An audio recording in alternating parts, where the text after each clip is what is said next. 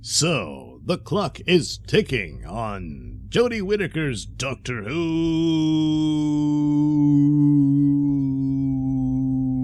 And who will replace Doctor Who? That's the only question left now. Well, no, not really. There's a whole lot more. But this had been, it's always the guessing game when a doctor leaves and you wonder, well, who's going to be the next one? And there's all kind of rumors and whatnot, and this was being tossed around even before it was official that Jodie was indeed leaving after her third season. And then, boy, the big announcement, Russell T Davies was coming. So then there was new hope and all this stuff because, you know, out of the three men who have ran the show in the current era of Doctor Who, he's easily the better of the three, you know. And much beloved by many of a new Who fan. So you go through, there's a bunch of names and stuff. One of the names that kept coming up was Michael Sheen. I think that's almost probably impossible. I mean, because he's too overqualified. He'd be perfect for the role. It's a damn shame. You just won't get what you want. Yeah. But if you try sometimes, you just might find, yeah. So I was reading an article about, there's been several, and Jodie has named who she'd like to be a replacement, and I'll get into that but here I'm looking at Cosmic Book News, and it goes into it, and actually had to update it, which is an interesting thing. So, first of all, would any of the men that had been offered up as possible candidates for Doctor Who get the part? Well, it was looking like no, it was going to have to be a woman. Like they're done with men. So Matt McCloy over at Cosmic News posted this clipping from Production House Weekly, or no, not Production House, Production Weekly, had a description for the basic, you know, premise of the series, and it describes it as a fantasy action saga with mysterious alien time traveler Doctor Who. It's so far so good. That's right, alien time traveler and space travelers too. You probably might. And the name's Doctor Who, right? Who picks up human companions? That's right, he does. Well, and some of them are kind of alien, you know. It's all people, but nevertheless, and you know, a robot or two. Faces evil foes. Oh yeah, with little more than her wits. Oh. And the sonic screwdriver, and journeys throughout time and space. There, you got it there. In a police phone booth called the TARDIS. It's a call box. Yeah, it works like a phone booth. I mean, an actual police public call box did. But anyway, whatever. So that was the description. So we go, oh, well, there you go. It's we don't know who it will be, but it's going to be a woman. Well, update. It's claimed the production notice isn't official, as it lists a producer who is leaving with Chibnall and Whittaker. And according to Digital Spy, the notice is confirmed not to be official. Digital Spy can confirm that the note is not officially linked to the BBC or production company Bad Wolf in any capacity. So I don't know, what did they do? Just slap on the description of the current Jodie Whittaker series? Which then it would kind of fit. You know? Maybe that's all it was. I don't know. But apparently they said, but why? I don't know. Did someone get to Digital Spy, or Digital Spy said, hey, what's this? Does this mean it's locked in that, you know, it's going to be this woman replacing Jodie? And they just that release has nothing to do with that. So maybe that's the deal. So then it's like, well, why? You know, if they are going to go with a woman, you know, but then again, they want to keep it under wraps to make it special, but you know, whatever. But so the actress that Jodie mentioned she would like to see, you know, follow her, was an actress named Lydia West. Now, Lydia, I have no familiarity with. I have not seen It's a Sin, the show that Russell T Davies recently did about the AIDS crisis in the 80s. And she was in that, apparently. And so it's almost like Chibnall all over again. He did Broadchurch, so he brought Jody over from that. It's so because then I think what's his name, Ollie Alexander, wasn't he on that show as well? And there was some story that Davies had actually said, I think he's got the goods to be a good doctor or whatever. But he was originally a musician. I'm not familiar with the guy, but apparently he wanted to get back into his music and stuff, whatever. And then there was Omari Douglas, who was in the series as well, but he's a man. He's gay, but that's probably not going to count for much. You got to have your woke points, So, just about all the other people that might be in the running are all women. So Amari would be the only one, perhaps, who could who might beat them out and be the next doctor, so you could have a male doctor, but no. So anywho, no, it's you got to be careful and get someone who's going to be good. You've got someone who's going to carry the show and stuff. You need to think about that. So anyway, apparently it was discussed on, I don't know if it was Jody herself. I can't remember. But I do recall somewhere else, and I'm too lazy to look it up, that on Instagram, Davies took note of people wanting West to be considered for Doctor Who, and he replied, noted. So then it's a whoa, so maybe it's her. Looking at her picture, she's really young, and now Matt Smith was really young, and then for that reason, I was dubious of him, and he proved me wrong for the most part. The lineup for me is actually Peter Capaldi, I think, was the best of the new Who, but that's me. I don't think most of the fandom agree. I think people have respect for him and stuff, but overwhelmingly David Tennant is the big favorite. But Matt Smith did a good job, and he did something that I thought Jodie could have learned from, was he played basically an old man in a very young man's body. And Jodie should have played a man in a woman's body. They missed the opportunity of what they could have actually done with that. And because they're in a political mindset. They were not in a storytelling mindset. So just putting another woman in there, yeah, whatever. It doesn't really matter. So unless they're all really impressed with her abilities and range and whatnot, then, maybe she could do something here. But the real thing, since they're obsessed with identity politics and everything, which is a really horrible thing to push, but they're going to do it anyway. And the idea would be to abandon all that and to do an entertaining Doctor Who adventure series with Davies. But how much of the Church of Woke does he believe in?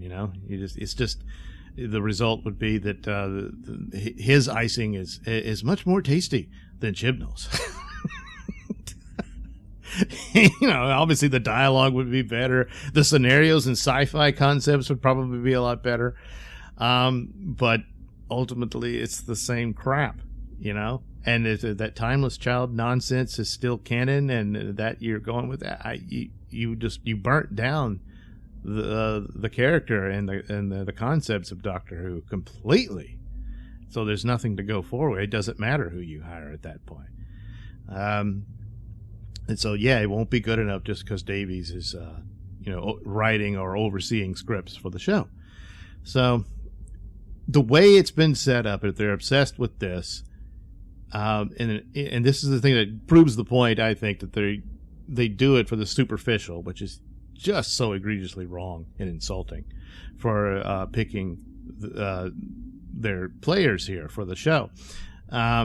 Is the way Chibnall has done this, because he didn't think it through. He's clumsy and stupid about this. Maybe I've heard good things about Broadchurch and all that. I've never seen it. Maybe he's good on that. But when it came to the details and the plot points and whatnot for a series like Doctor Who and science fiction and whatnot, he just isn't any good at it. And he set up this thing with Joe Martin, the fugitive doctor. Well, there was the war doctor previously, so now there's a fugitive doctor. Well, the doctor was a fugitive already. Hartnell was a fugitive doctor. So, and all that stuff to play into the mystery of the timeless child and all that crap, which has devastated Doctor Who. The cooler thing, which is something I always thought would be a cool thing to try, where your current Doctor meets their future self. They teased that, and it turned out not to be true with Tennant meeting, I'm blanking on his name, but the next Doctor was the name of the show, and he became the governor on Walking Dead and all that. But it wasn't, wasn't really the future Doctor. But if you had done that with this, that it's a kind of a cool thing, and especially where you this is a mysterious character, you think it's going to be another companion or something, and you don't know who she is and all that, and then suddenly, oh crap, that's the Doctor from the future. And and then you get to the regeneration, and oh, looky there. But there you go. This business of her being a pre-Hartnell Doctor, and some people theorize she's a Doctor between Troughton and Pertwee. No, don't do that crap. It would be so much better if not better. I mean, I wish all this hadn't happened. I mean, I was willing to give the female Doctor a chance, but I'm done. No more. But in the mess that has been wrought, and to get it back, and to be, it's a decent thing to Jo Martin, so that she's not just tokenized here, because that's exactly what they did with that. You got to go with Jo Martin as the future Doctor. And then that gives you an opportunity also to weave through this mess of Timeless Child nonsense and fix it, because it needs to be fixed, because it's broken.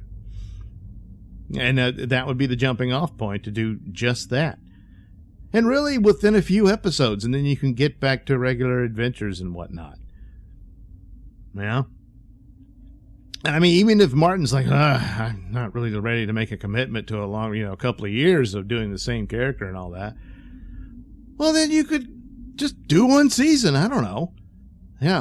And then hey, Michael Sheen, are you ready? And, but that's how that would work. It sure would. But with Lydia, well, that just maintains that Jo Martin or Dr. Ruth, or they're just slapping in with the lines of, well, it's an alternate reality, even though Chibnall said it wasn't. He's not there anymore, so who cares? And certainly what he was toying with in the Flux offered alternate universes. So I'm getting, is that what that's supposed to be? But it doesn't land anywhere. It's just so lazy and clumsy. And saying he didn't have enough money doesn't excuse it. So that's really the only way out of doing this, unless you just wipe it and completely clean, which I don't think they'll do. That's what you got to do. You got to do a couple of episodes that cleans all that up. And the way Chibnall kind of painted you in a corner, but it is what it is. And then you can move on and perhaps, just perhaps, save Doctor Who. So the ratings for the New Year's special weren't great. No. 3.21 million viewers. That is terrible. And that's not the consolidated numbers, but the consolidated numbers aren't going to save this. So anyway, you got some Sea Devils coming. I'm assuming maybe more than one. If they can only afford one rubber mask. Oh well. But it's all, too little too late, even if it is just a sort of okay, pretty good episode or whatever. They're going to go to China apparently, and well, probably not really, but they'll supposed to be a 19th century Chinese village, I think. So there you go. We'll see how that goes. But that's about it. So I don't know much about Lydia West, but if they're insisting on a woman of color, and again, I think it's painted in a corner, it's got to be Jo Martin. Yeah. Otherwise, nobody cares. You don't even care about the show that you created. This whole idea of this new version of Doctor Who, and you don't care. You don't. It's all superficial crap. And that's rather shameful. I know it's just a sci-fi TV show, but what you claim to be about, you're actually very disrespectful of. So anyway, yep, clock's ticking. And as always, time will tell. Thanks for watching and listening. Say, while you're still here, why not like and subscribe and share with your many friends? Yes. Also, check out my mini stores in the link description below. Yes, where you can get t-shirts, hats, mugs, all those goodies with my artwork on them. Oh, yeah. And head over to indieplanet.com and pick up a copy of my comic book, Night Night. Oh, yeah. You can also catch me at my podcast, Mr Nailsin Show, on RadioMisfits.com. And you can also watch my videos on BitChute.com and now on Rumble.com. Oh, my goodness, so many places to watch me and my stuff. Oh, yeah. And if that's not enough for you, well, you can follow me on many social media platforms and say hi to your old pal, Mr. Nailsin.